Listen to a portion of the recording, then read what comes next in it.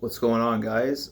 I wanted to hop on here because this video is something I wanted to make for a little while now, as of the past couple months, and I kind of just got the gumption to do it. I wanted to make a video kind of explaining what I've been going through the past couple months, and then also kind of in line with that, which you'll understand in a second, um, some inexpensive ways to eat healthy, because one of the most common questions that I get or concerns that are raised about the way that I eat, like a more of a keto carnivore diet, is that it's expensive. How do you do it? Can you really justify it? And then I just wanted to provide some tips for ways that I manage to kind of stay thrifty while doing it.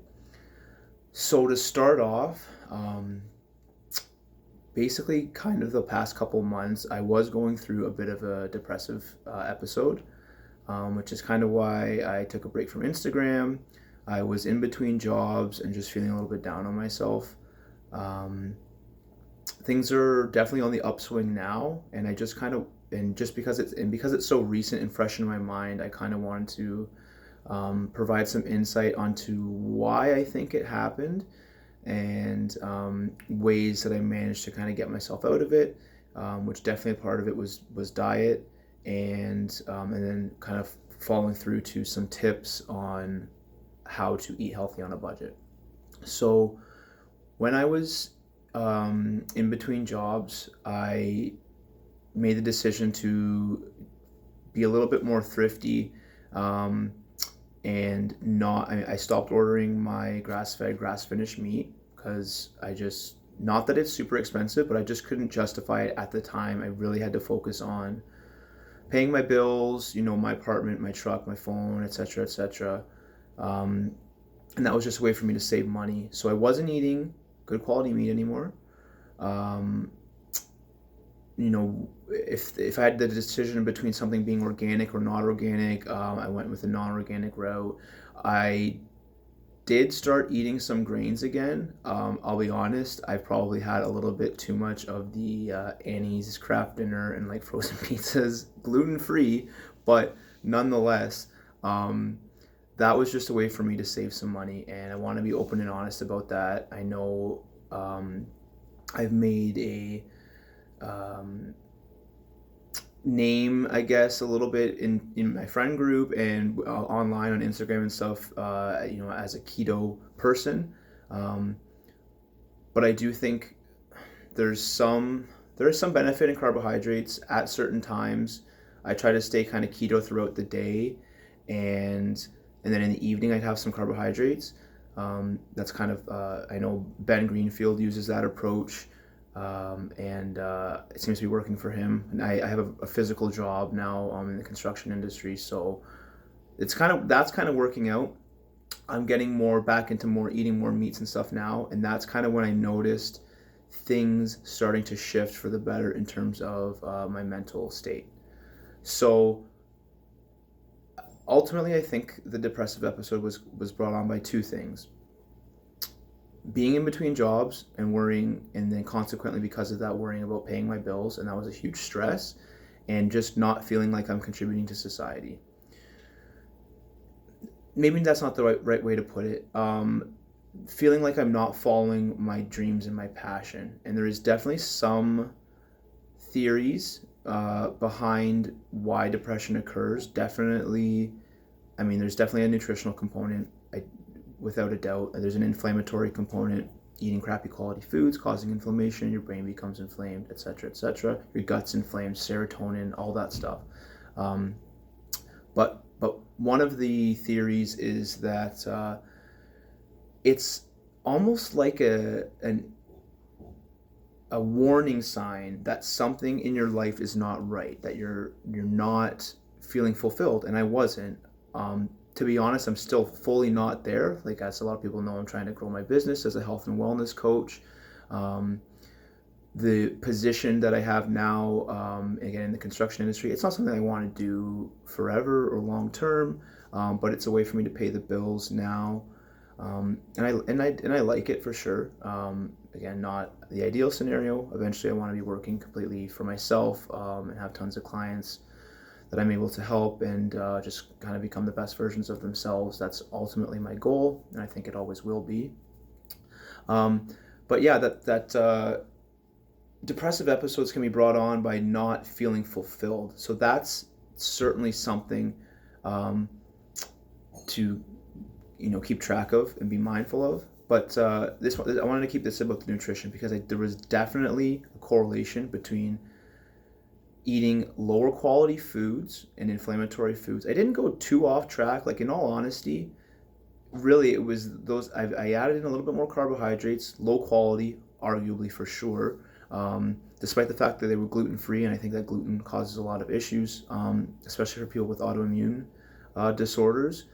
But even then, there is a substantial amount of evidence that there are a lot of cross-reactive proteins that react with gluten sensitivity. So even if something's labeled gluten-free, things that are typically cross-reactive with someone who has a gluten intolerance or sensitivity, celiac, anything like that, rice. So a lot of gluten-free products are rice-based. Coffee, chocolate are some. Just off the top of my head, those are probably like some of the big ones. Corn, I know, is another one. So I would still consider them low quality carbohydrates. Higher quality ones, I would say sweet potatoes, raw honey, dates, organic fruits. Yeah, like, again, starchy tubers, some higher sugar vegetables, preferably organic, things like, carrots and beets. I would say are on the higher quality end of carbohydrates. Being mindful of when you're consuming those and how active you are is a big thing. So anyways, so that's basically it. And then when I started focusing again more on the higher quality foods, I noticed things starting to get better, slowly but surely. And it really drove home like how serious it is to take your diet seriously. So in terms of eating healthy on a budget, I made some quick little notes here on how to do that. Now, in the ideal scenario, money's not an issue, you're well off, whatever. You're going to want to buy everything organic, all your meat grass-fed and grass-finished, wild-caught fish, locally sourced, all that good stuff. That goes without saying. But in the event that you need to save some money, I should have followed my own advice that I'm about to give from the beginning, to not resort to lower quality foods such as processed carbohydrates and higher sugar things, lower quality fats, that type of thing. So the main things I think someone should focus on is going to the grocery store and getting, it's going to be mainly animal based stuff for sure. Without a doubt, those are the most nutrient dense foods on the planet. You're going to want to get red meat, okay? One of my favorite things to do is to go to the grocery store early in the morning and buy the stuff that's marked down, and then put it in your freezer to save, and then defrost as you need it. That is like one of the biggest tips that I've used to save money and still eat good quality food. From shopping around, I've noticed that Zehrs seems to be the best place to do that, because they mark their stuff down by 50%. A lot of other places, it's like 25%. So yeah, so I go there, I head to the meat department first thing, I grab up a lot of, usually like steaks, maybe some pork chops. I usually focus on beef for sure, so maybe some lamb, whatever's 50% off. Put that in my freezer, freeze it, use it as needed. Probably the biggest tip. Canned fish for sure, including like mussels for sure. Mussels and oysters are super, super nutrient dense. When it comes to canned fish, there is a big difference. I avoid tuna. Personally, I would do that only because when it comes to fish, you want a smaller, shorter-lived fish because there's less bioaccumulation of toxins. So tuna is huge. It's living longer. It's eating other fish. It's eating, it's alive longer. It's accumulating more toxins. So sardines are like the bomb in this regard. Preferably ones that are in water or olive oil. You got to be careful of this stuff. Some of them are in, soybean oil or sunflower oil, that type of thing. Same with mussels. I have yet to find a canned mussel that's not in a sunflower oil. Again, high omega-6 polyunsaturated fats are prone to oxidation. That's a whole nother topic. I don't really, that's like, I could, I don't want to talk about that right now. But you want to avoid that. Rinsing it off is like, only goes so far. And then as well, the only ones, canned mussels and oysters that I've been able to find are sourced from China. I think that there are definitely some issues with quality in that regard. I have found some good frozen mussels that are pretty cheap, so that's another tip to get frozen mussels, red meat. That's on sale or marked down. And then the third thing, organ meats, liver. Okay, I know a lot of people hate liver. I get it. Liver is arguably the most nutrient dense food on the planet, and it's like stupid cheap, like $5 for an entire pound of liver. You eat that twice a month, you are like ahead of the game for sure. In terms of taste, like a lot of people will soak it in milk overnight. That helps apparently get rid of some of the taste. I honestly like the taste. I've never had an issue. Some places, if you go to a good butcher, like they can even like grind up liver and other organ meats into ground beef, like mixed with actual muscle meat, so you don't have the taste as much. I know the farm that I get my meat from, they are doing that, which is friggin' awesome. Green Pastures Farm. And then healthy oils. So if you're concerned about not getting enough calories, because I mean, let's face it, like a lean meat is mostly protein. There's certainly, fattier meats obviously have fat and are higher calorie, but if you're concerned about reaching your calorie count, which arguably I would say nutrient density is more important, but calories do play a role. There is this argument that calories matter, calories don't matter, it's all about nutrients, it's all about hormones like insulin, blah, blah, blah. They both matter, okay, period. But a good way to get healthy just calories in, I think, are healthy oils. So things like avocado, olive, and coconut oil. Coconut oil, I think now is probably the cheapest. So like honestly, sometimes I'll have a spoonful of coconut oil during the day. Boom, 120 calories. Like I have a physical job. You don't want to be in a hypocaloric or low caloric state for too long, because your metabolism can adjust, can start to slow down, your hormones can become out of whack. You don't want to be hypocaloric for too long, even if your goal is to lose weight, which mine is not. But for people who are trying to lose weight, don't be in a caloric deficit for too long. Your body will start to adjust and adapt, and your metabolism will slow down. I'm going to talk about that at some point too. When it comes to snacks, like I get it, like who doesn't like to sit and watch Netflix and like munch on some snacks? So my go-to is pork rinds. I think people are starting to realize that like fat is not the enemy. So pork rinds are purely protein and fat. There's very, very little carbohydrate content. And in terms of cost per calorie, they're definitely a good bet. Really good source of collagen. So for people who are not making bone broth, there's another tip. Save your bones from your food, from your meats, and make friggin' bone broth. Super nutrient dense, good source of collagen and glycine and all that good stuff that people just don't get because we're not eating too much meat off the bone anymore and getting that connective tissue. So pork rinds. Frozen versus fresh fruits, seems to be that frozen fruits are usually a little bit cheaper and, in all honesty, end up being better quality because they're frozen usually right after they're picked. So looking at it from this perspective, when a fresh fruit is picked, it's usually transported, who knows how long, how far. As soon as a fruit is picked, it's immediately starting to degrade in terms of nutrient quality.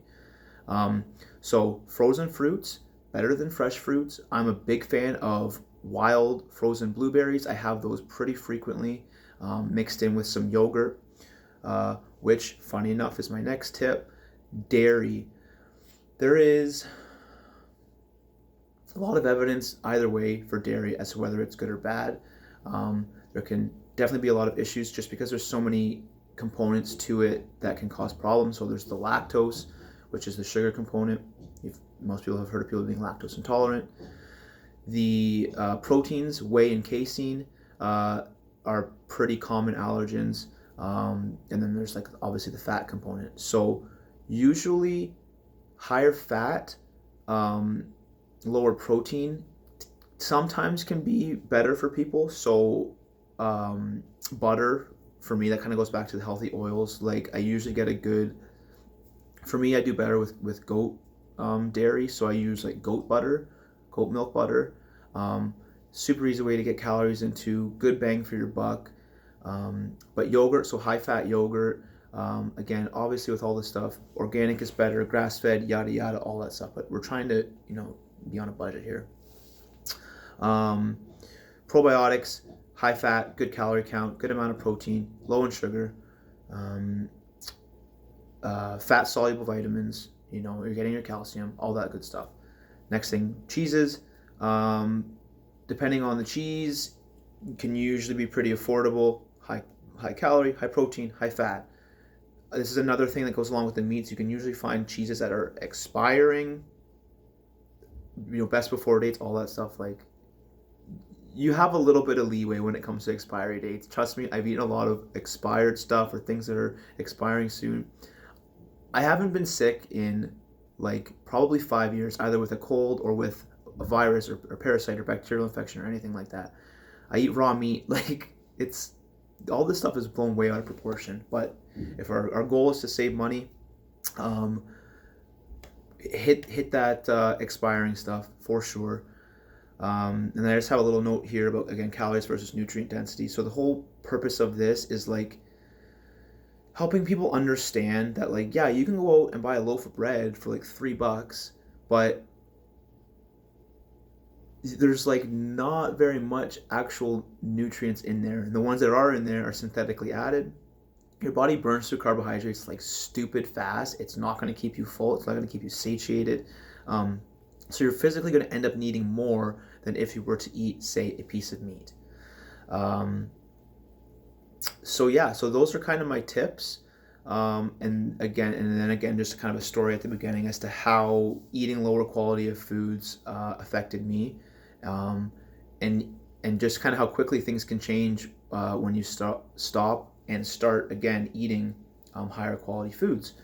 So yeah, that's about all I wanted to say. Again, this was a little bit longer than I wanted it to be. I can obviously talk about this stuff forever. Thanks so much for watching. I hope this is able to benefit some people. And then just a quick end note. So again, I do have my own business as a health and wellness coach. So I'm able to help clients with things like, certainly nutrition is the biggest part, but sleep, lifestyle habits and changes that can be made. And that encompasses just so many different things. If you have an issue, I encourage you to reach out to me. I'm happy to answer little questions here and there, but I am trying to make this a business. So ultimately, I encourage you to to book a consultation with me. I think I've expressed pretty clearly throughout videos and Instagram and in person how passionate I am about this, and the reason for that is that it has helped me personally so much, and I really do think it's the best way to make a impact in your life and to help you be the best person you can be, best version of yourself. Okay, so thanks guys, love you, take care.